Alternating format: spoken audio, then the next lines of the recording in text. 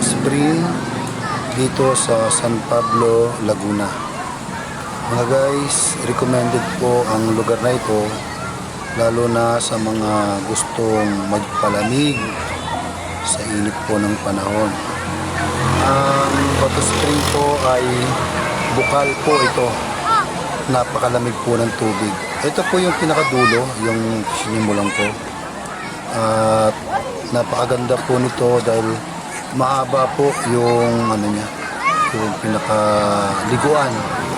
Kasi running water po ito, nagsisimula po ito sa itaas sa may bukal. Ayan po. Dito po ay parting dulo po. Ito yung gitna, ang kalagitnaan na malapit na sa dulo.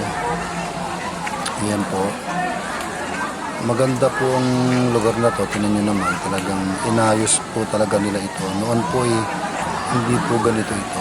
Ang pinakailalim po niyan ay sinemento po. Kaya walang masakit sa paa.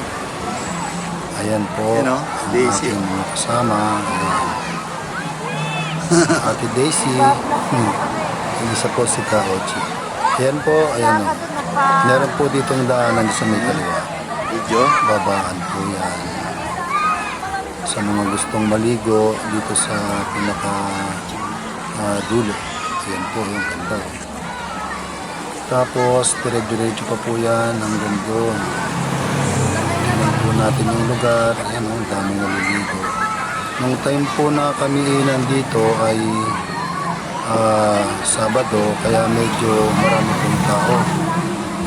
Sa parking po, wala pong problema kasi kabilaan po yung parking dito. Sa dami ng tao, hindi naman po kinapos ng parking dahil napakalawak po ng lugar. Po. Ang haba po ng ng ligo na ito. Dito po, yan po, sa gustong may mga kasamang bata, ayan, mababaw po yan. Yan po. Dito po, parang napipilter dito yung tubig na galing po sa itaas.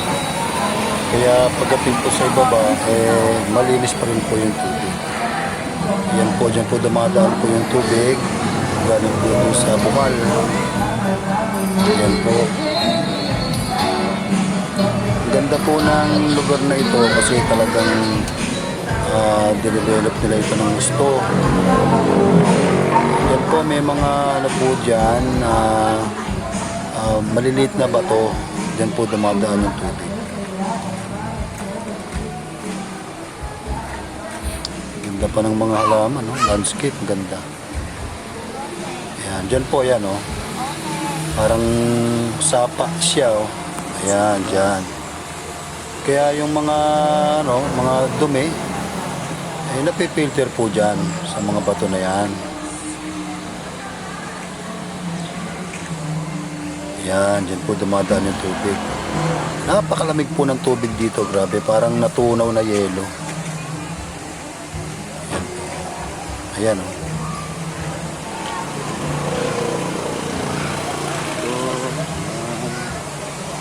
Ayan, may paliguan na naman dito, ayan o, para sa mga bata po, ayan o. Marami pong choices dito, meron din po ritong swimming pool na hindi po siya, parang pool lang talaga siya, hindi siya running water. Ito po kasi is running water to kung pinapakita ko sa inyo. Ayan. Naggawa po ng parang mga swimming pool dyan, cubicle. Tapos dyan po dumadaan yung tubig. Ayan po.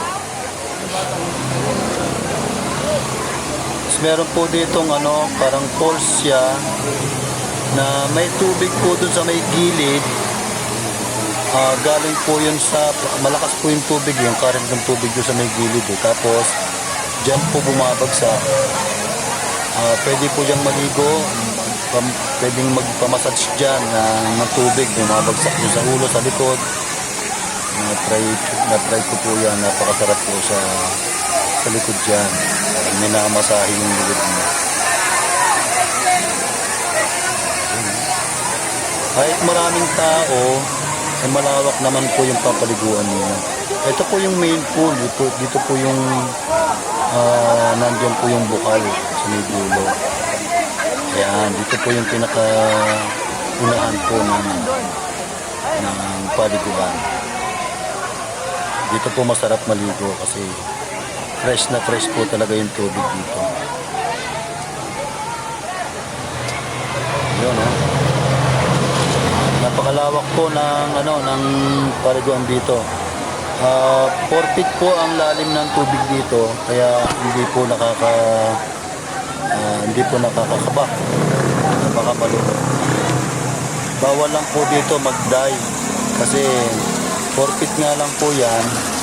Sementado po yung ilalim niyan, baka bumulusok po kayo sa ilalim, mauntog po kayo sa semento. Yan po. Doon po yung bukal sa may dulo. Tapos may mga tubig na lumalabas yung sa gilid. Yan. Yun. Sa mga gusto pong maligo rito, recommended po ito. Salamat!